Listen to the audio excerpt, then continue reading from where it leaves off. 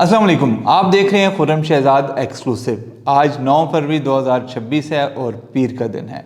आज हम 3-4 मौज़ूआत पर बात करेंगे और सारे मौज़ूआत बहुत अहम हैं। सबसे पहले तो हम बात करेंगे बलूचिस्तान के एक सीनियर सियासतदान हैं जनाब अख्तर मेंगल साहब के बारे में। उन्होंने कुछ बातें की हैं पंजाब के दारुल खिलाफा लाहौर में आके, और उनके साथ ही हम जिक्र करेंगे राना सनाउल्लाह का। उन्होंने भी लाहौर में ही कुछ बातें की हैं, उसी जगह खड़े होकर बातें की हैं जहाँ अख्तर मेंगल साहब ने की हैं, लेकिन लाहौरियों ने राना सनाउल्लाह का साथ नहीं दिया और अख्तर मेंगल का साथ दिया है। और हम इस मामले पर अख्तर मेंगल का साथ नहीं दे रहे। क्यों नहीं दे रहे, आगे चल के आपको बताएंगे कि ये क्या मामला है और ये क्या नया तनाज़ा उठ खड़ा हुआ है, इस पर बात करेंगे। फिर हम बात करेंगे, काफ़ी दिनों से बातें हो रही हैं, हम भी कर रहे हैं, बाकी लोग भी कर रहे हैं, वो हैं सुहेल आफरीदी के गुड बॉय बनने की। और अब जनाब सुहेल आफरीदी ने गुड बॉय बनने का एक और सबूत दिया है। वो कल की हड़ताल की सूरत में हड़ताल में शिरकत ना करके और उसको नाकाम बना के, और अब उनको समर मिलने का वक्त आ गया है। उनको इसका रिवार्ड मिलने वाला है और उनके साथ तहरीक इंसाफ को भी उसका कोई रिवार्ड मिलने वाला है, और वो रिवार्ड है इमरान खान से मुलाकातें। ये मुलाकातें कब हो रही हैं, कैसे हो रही हैं, इस पर हम तफसील में बात करेंगे। और फिर हम आखिर में बात करेंगे वर्ल्ड कप के बारे में।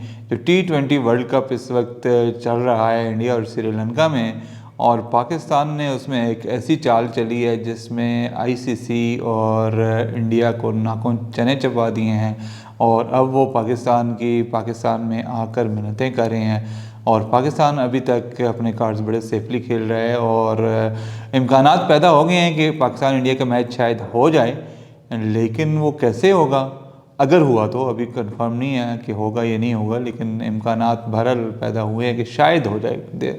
बहुत कम चांसेस हैं कि शायद हो जाए। तो अगर वो मैच होता है तो किन शराइत पर होगा, पाकिस्तान ने कुछ शराइत रखी हैं, उन पर हम बात करेंगे वो क्या शराइत हैं। लेकिन सबसे पहले आप सब्सक्राइब कर लें खुर्रम शहजाद एक्सक्लूसिव को।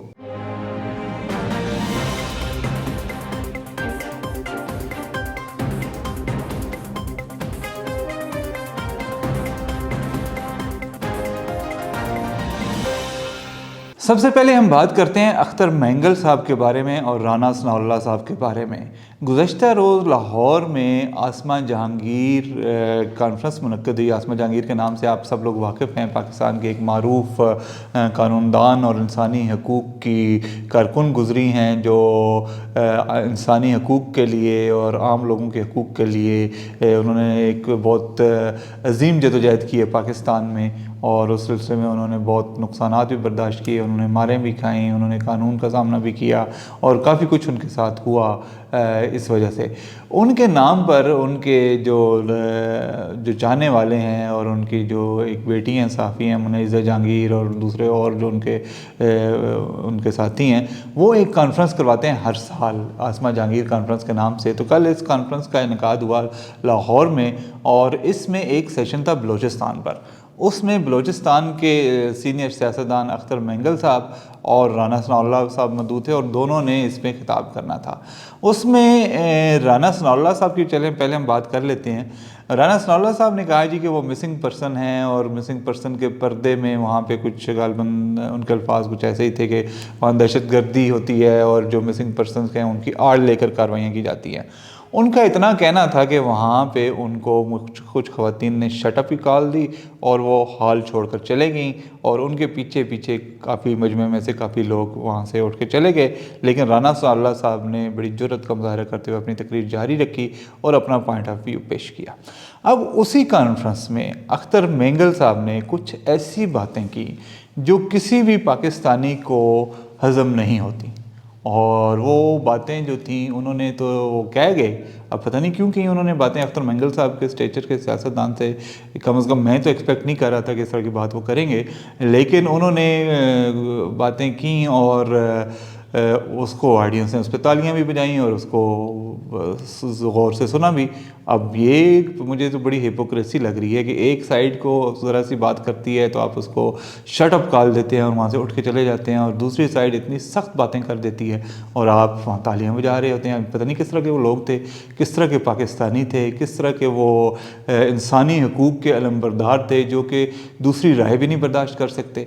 तो अख्तर मेंगल साहब ने क्या कहा? अख्तर मेंगल साहब ने कहा जी कि पानी सर से गुजर चुका है, और उन्होंने कहा जी कि अब आप जो है ना पाकिस्तान के लोग, वो जो आपने 1971 में इधर हम और इधर तुम का नारा लगाया था ना, उन्होंने भुट्टो की एक तकरीर का रेफरेंस दिया, जो बाय द वे उस तकरीर को भी बहुत सारे लोग कहते हैं कि वो भुट्टो साहब ने ऐसी कोई बात नहीं की थी। अब मैंने मुझे एग्जैक्टली याद नहीं है उनके अल्फाज भुट्टो साहब के उनकी कोई रिकॉर्डिंग मैंने सुनी हो, लेकिन जो अखबार में छपा और बाद में उसको कोट किया गया और वो था जी भुट्टो ने कहा जी कि इधर हम इधर तुम। बाद में बहुत सारे लोगों ने कहा कि ये एक्चुअली भुट्टो साहब के अल्फाज ये नहीं थे, जो उस अखबार ने सुर्खी जमाई थी वो उसने एक अपनी हेडलाइन में क्रिस्पीनेस लाने के लिए और उसको एक जाज़बे नज़र और एक पढ़े जाने के लिए उसने इख्तिसार के साथ ये अल्फाज इस्तेमाल किए थे, जो कि बाद में एक नारा बन गया और उस पर फिर 1971 में उसको ढाका हो गया।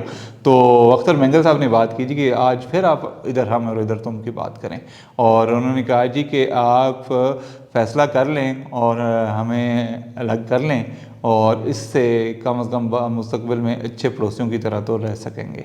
अब ये अल्फाज कोई भी पाकिस्तानी मुहब्बे वतन पाकिस्तानी नहीं कर सकता, नहीं अपने मुंह से निकाल सकता।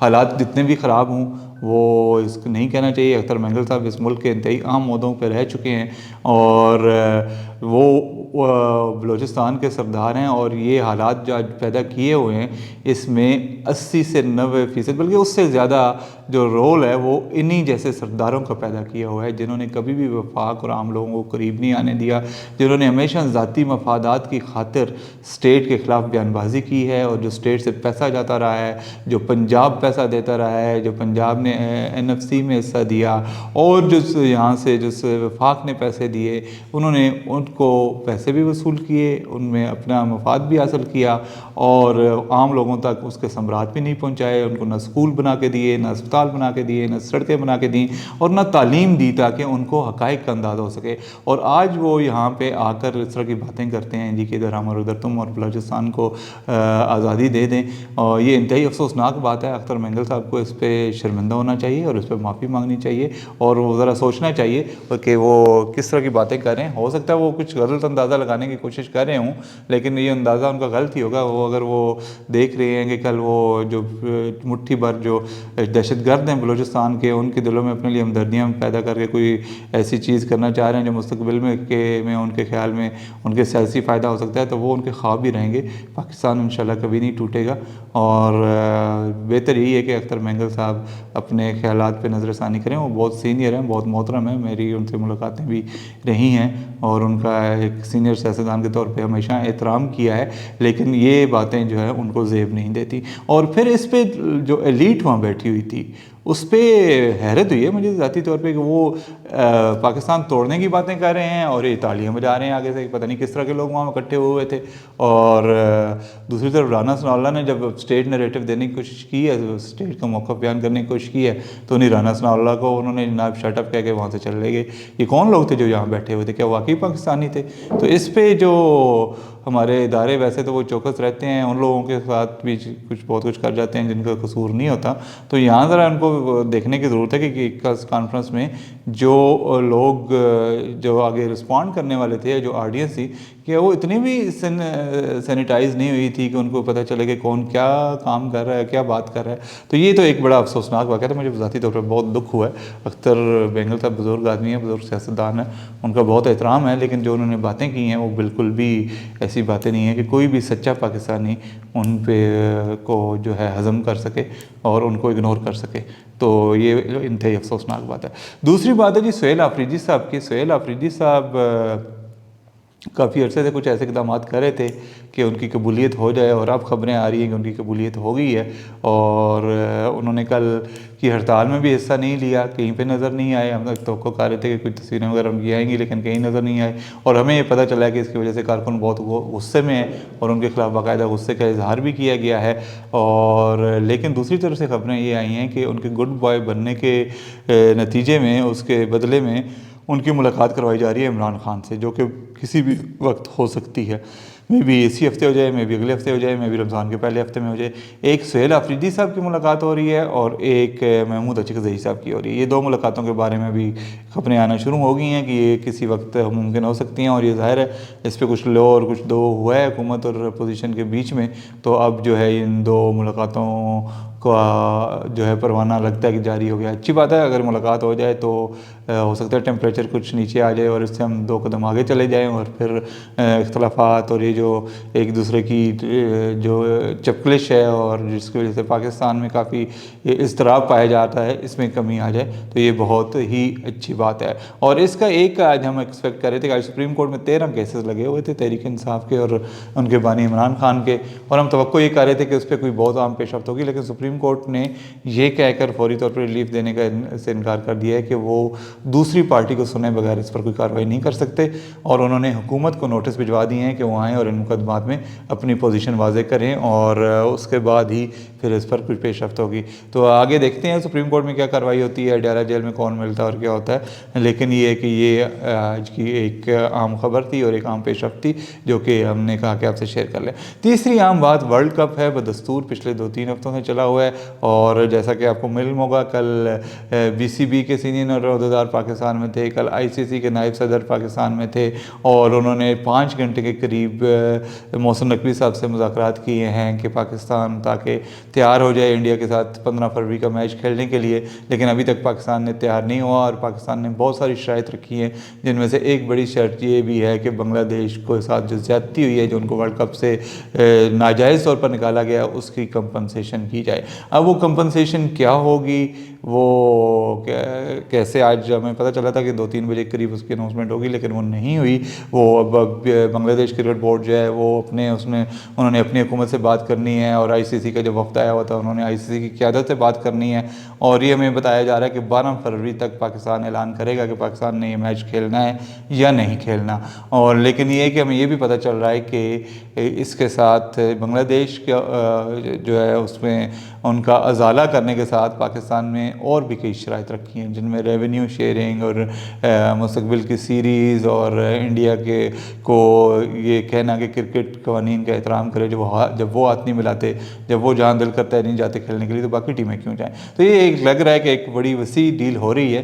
तो उम्मीद हम यही करते हैं कि क्रिकेट की बेहतरी के लिए होगा जो कुछ भी होगा, लेकिन अभी तक जो है वो मोहसिन नकवी साहब जिस तरह खेल रहे हैं, ये मज़ा आ गया है, और जो उनके साथ पहले गिले शिकवे थे हमारे, वो काफ़ी हद तक दूर हो गए। अभी भी है, कायम है गिले कई चीज़ों पे, लेकिन काफ़ी हद तक उन्होंने इस इशू पर बहुत अच्छा काम किया है, और बहुत अच्छा उन्होंने स्टैंड लिया है, और उनको ये स्टैंड आगे लेते रहना चाहिए। और हम उम्मीद करते हैं कि इंशाल्लाह फ़ैसला पाकिस्तान के हक़ में आएगा और हक़ के हक़ में आएगा। आज के लिए इतना ही। देखते रहिए खुर्रम शहजाद एक्सक्लूसिव, और इसको लाइक कीजिए, इसको सब्सक्राइब कीजिए और इसको शेयर कीजिए। बहुत शुक्रिया।